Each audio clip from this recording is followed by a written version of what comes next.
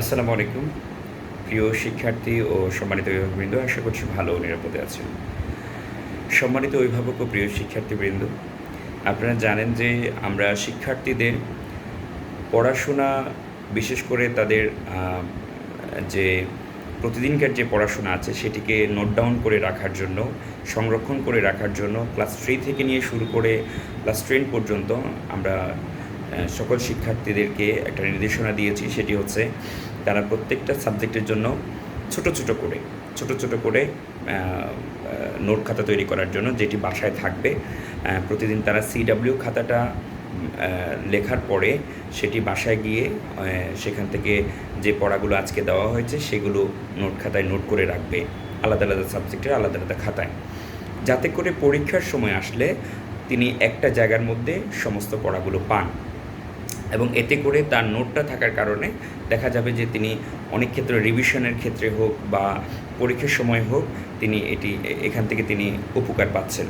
এবং তার যে অনেক ক্ষেত্রে হয় যে কোনো জিনিস সিডাব্লিউ খাতা থেকে হারিয়ে যায়, অনেক সময় ছিঁড়ে যায় খাতা, সেটা উনি নোট খাতায় খুঁজে পাবেন। এই সমস্ত কারণে আমরা নোট খাতাগুলো বানানোর জন্য বলেছি এবং আপনাদেরকে অনুরোধ করেছিলাম, সম্মানিত অভিভাবক, আপনাদেরকে বলছি যে আপনাদেরকে আমরা অনুরোধ করেছিলাম যে তাদেরকে মলাটওয়ালা খাতা কিনে দেওয়ার দরকার নেই। এটি অনেক এক্সপেন্সিভ, অনেক দাম। আপনারা যদি দিস্তা কাগজ নিয়ে এসে দেন তাদেরকে, এক দিস্তা খাতায় কাগজে মোটামুটি 2টা অথবা অনেক ক্ষেত্রে 3টাও বানানো যাবে। তো 3টা বানানোর দরকার নেই, 2টা করে দিলেই মোটামুটি উনি 6 দিস্তায় 12টা খাতা বানাতে পারবেন। ছোট ছোট দিস্তা কাগজ, যেটা আমরা ছোটোবেলায় বানিয়েছিলাম যে সুতো দিয়ে সেলাই করে উপরে নাম লিখে দিলেই হয়ে গেল, ওইটাই নোট খাতা। উনি যেহেতু এটা প্রতিদিন ক্যারি করছে না, সুতরাং এটা নষ্ট হওয়ার প্রবণতাটাও থাকবে না। অর্থাৎ প্রতিদিন ওনাকে ক্যারি করতে হচ্ছে না। প্রত্যেক 15 দিন পর পর টিচার এগুলো দেখবেন, এখানে কোথাও ভুল আছে কিনা, ভুল থাকলে এটা সংশোধন করে দিবেন।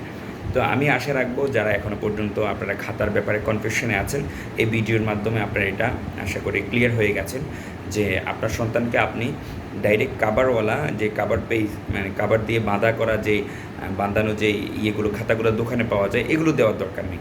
আপনারা দিস্তা কাগজ দিয়ে দিবেন, দিস্তা কাগজ দিয়ে তাদেরকে বেঁধে দিয়ে দিলেই হবে। হাফ দিস্তা একটা খাতা, ব্যাস, শেষ, এনাফ। পুরো বছরই ওনার চলে যাবে। আশা করি বিষয়টা বুঝতে পেরেছেন। তারপর যদি কোনো কনফিউশন থাকে দয়া করে আমাকে জানানোর জন্য আমি বিনম্র অনুরোধ করবো। আর আগামীকালকে তো স্কুল খোলা আছে, ইনশাল্লাহ আমি শিক্ষার্থীদের সাথে এই বিষয় নিয়ে একদম খোলাভাবে আলোচনা করব। ধন্যবাদ। আসসালামু আলাইকুম।